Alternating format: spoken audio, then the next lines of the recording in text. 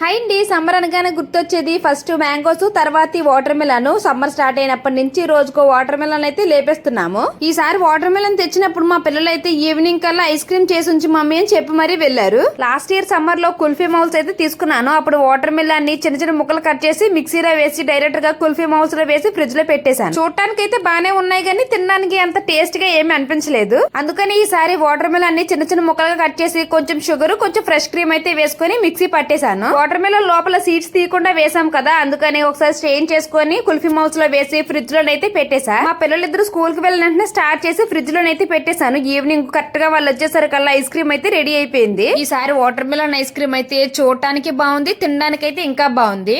ఇంకా ఈ సమ్మర్ లో ఎలాంటి ఐస్ క్రీమ్ చేస్తే బాగుంటుందో కామెంట్ చేయడం మాత్రం మర్చిపోకండి. టేస్ట్ అయితే ఎదిరిపోయింది. మా పిల్లలకైతే ఐస్ క్రీమ్ చాలా బాగా నచ్చింది అన్నారు. వీడియో నచ్చితే లైక్ చేసి సబ్స్క్రైబ్ చేయడం మాత్రం మర్చిపోకండి.